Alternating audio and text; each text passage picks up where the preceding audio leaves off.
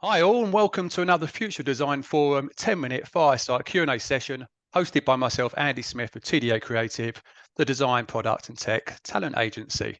I am delighted today to be joined by Stephen Spyropoulos, who is currently the VP of Product Design at the Farmer's Dog in New York. Hi Stephen, thank you so much for joining us. Oh, Andrew, thank you so much for having me.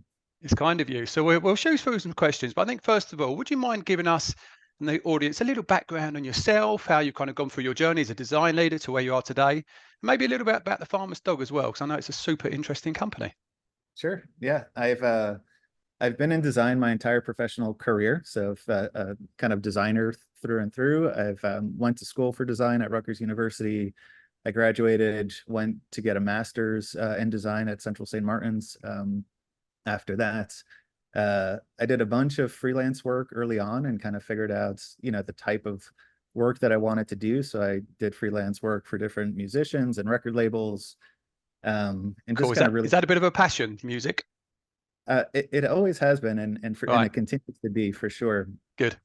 I thought design was amazing because you can start to kind of work in all these kind of different spaces that you were just interested in, and it kind of gave you the tools to be able to kind of think about different kind of problems. So yeah, I kind of did that. I taught early on, so I taught at Rutgers University as well. Fantastic. Um, all of those experiences kind of got me to be my first kind of role as a design director at a company called Heavy, which was a video platform. I spent a lot of time in e-commerce, so kind of building out the design discipline at Guild Group, where I spent a lot of time. Great. Translated into HBC, which was a parent company, ended up going to Compass, which is a real estate kind of tech platform. Then Strong I kind design of team there, wasn't it? You built? it was an amazing design team and a great Yeah. culture, and yeah, it was a great experience overall. And then went to a job board, kind of marketplace, kind of thinking about B2C and B2B kind of experiences through Snag a Job. And most recently found myself at an amazing company called the Farmer's Dog. So really happy to be here today. Cool. And can you just give us a brief kind of synopsis of what the Farmer's Dog do? Yeah, so the Farmer's Dog is a direct-to-consumer subscription kind of service. So we create personalized kind of food for human-grade food for dogs.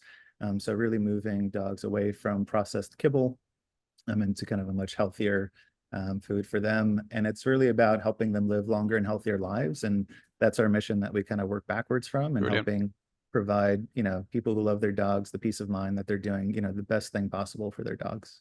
Excellent. Excellent. And having lived in New York for 5 years, I know it's a very popular dog city.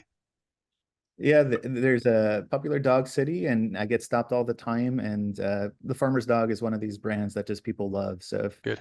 if you meet someone who's a customer of the Farmer's Dog, they just get really excited that I work Excellent. there. That's Excellent. awesome. Good for you. Good for you.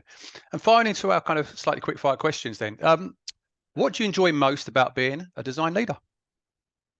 Oh, that's a really good question. I think just being afforded the opportunity to really think about people and their problems, and kind of use the skills of design to, hopefully kind of work towards iterating towards a better future. I think I love building teams, and really kind of thinking about what I do as a kind of the role of a coach, and kind of helping enable designers to be the best versions of themselves.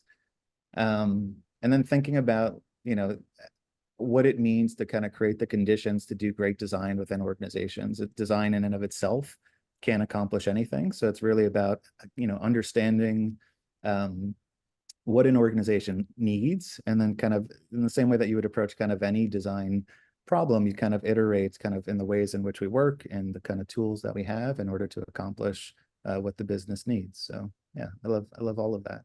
Good. Good. Good. And what about design leaders, aspiring design leaders that may be watching us?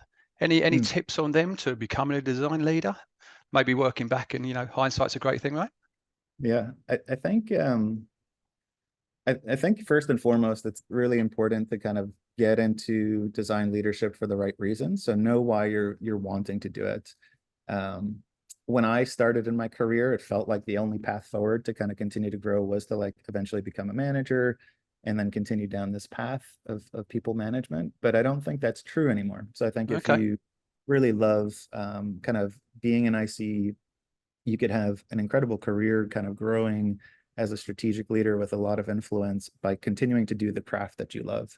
I think for design leadership, it's a very different thing. You're really kind of thinking about, how to create operations in order to kind of be successful. How can you create the conditions and Yeah. space? And it's really a mix of kind of like product strategy, but it's really about kind of people.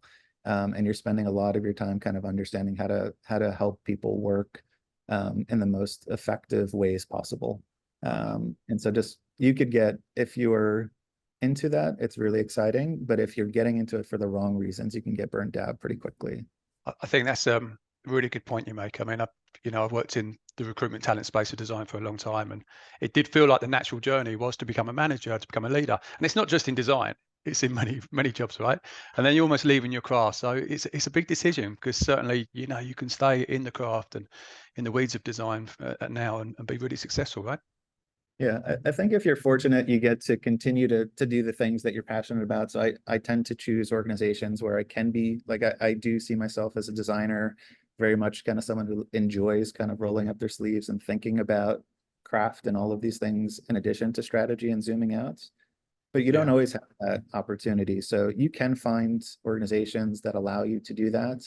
But just know like design leadership can also be kind of a lonely place too. Like you are oftentimes not speaking the same exact language as the business, and you yeah, could that the discipline isn't completely understood, and it's your job to be able to kind of make those bridges and kind of help facilitate that understanding. yeah. You have to kind of be up for the challenge. I think that leads us very nicely onto the next question of any kind of tips on how to elevate design within an organization. Yeah, that's good. I think first and foremost is like to understand that design in and of itself cannot accomplish anything. So like our job is not to have design have a seat at the table to kind of like have other people appreciate our process, and to kind of think about like us in this kind of siloed way. So my one of the biggest tips that I would give anyone is when you go to an organization, it's really how can you understand the way that that organization kind of functions. The farmer's dog is really interesting because even the way that they describe themselves, they would say that they're more like an organism that is constantly kind of adapting and evolving. And I think that, a design leader has to kind of think in the same exact way. You're kind of getting introduced into some sort of organism, and you have to understand the way it functions and behaves in order for you to kind of be able to kind of integrate and kind of drive influence. And so every company that I've ever been at has been quite different. And there is no playbook that you can really apply, that kind of Yeah, translate in a one-to-one way across the board. So yeah. being flexible, understand kind of the environment is really important. I'm hearing that from quite a few design leaders. I think it's a really good point. It's not necessarily being at the top table, it's being at the right place to help solve the jigsaw puzzle, right? Yes. At any one stage, which is always moving as well. Yeah. That's where it's Design valued. design as a craft, I think, is all about helping facilitate understanding. And so that's our role as designers. We're not just kind of creating stuff that looks great, that we can kind of like high five each other. It's really about understanding problems and then being able to kind of get a bunch of different functions to work together, to achieve a common goal. And I think design plays a kind of critical part, and we have a lot of superpowers to kind of be able to visualize problems, to prototype ideas. And so, yeah, that's kind of how I see us Brilliant. Brilliant. playing our Thank you. part. Thank you for that. And like in terms of the future design, any examples where AI can help advance design, maybe complement design? Yeah, I think I'm very optimistic on the role of AI, and it's the potential for it to definitely kind of change the conversation altogether. So I think historically we've kind of hit our limits in terms of technology and kind of user interfaces and what those kind of experiences could to afford. Many of those interfaces don't really understand us as people and kind of our motivations and needs. And there's a kind of disconnect between the technology and the person. I think with AI, we have the ability to kind of think about multimodal surfaces and experiences that truly understand kind of our preferences. And I think that opens up a lot of interesting opportunities for designers to think through that. Today, we have a lot of constraints around process and technology. I think tomorrow in the future, the biggest constraint is going to be our creativity and kind of what we could imagine. So I love that. In terms of today, it's just, I think it's really about being open-minded to the different technologies that exist, to kind of experiment with them. That has always been kind of, the role of design, I think, to be curious about technology, to kind of start to incorporate it into our workflows. Today, it does really a great job of like automating kind of repetitive processes, but I think the future is much more interesting than that. So we're likely to see, quite an interesting development in the different roles of design. It's going to I mature to complement AI. Yeah, 100%. I think designers, I think, are really well suited to apply the way that they think about humans and creativity to kind of lead us into like these next kind of set of experiences that we're going to have in the future. And I think we have a great foundation in terms of the type of skills that we have. And if we are open-minded to the possibilities, I think it'll really suit us well. Brilliant. Thank you for that good optimistic message. Always Yeah, appreciated. of course. Going slightly left field, as I tend to do at the end of these chats, putting you on the Yeah. spot. Can you tell us something about yourself that few people know, Stephen? That's a great question, Andrew. So I would say, I don't know if a few people know this, but I would say that certain people know this quite well and others not at all. But I do have an art practice with my brother called Minimaforms. And we've had our work shown at the MoMA, at kind of Really? large cultural institutions across the world. We've published a book called Enabling. And it's funny because there's certain people that just know me through that, and then there's other people who just All know right. me through the work that I do. But I think it's really important to find creative interests even outside of work, and to be able Yeah, to kind of balance those things. So it kind of just feeds your creativity and kind of always keeps you going. I Yeah, love that. That's a good fact. Thank you for that. And thank you for joining me and joining us. Hugely appreciated. a Very interesting pleasure. as I expected. And yeah, look forward to seeing you on future TDA Talk events. Awesome. Maybe some panels as well. Well, I would love that, Andrew. Thank you so much for the opportunity. Cheers, Stephen.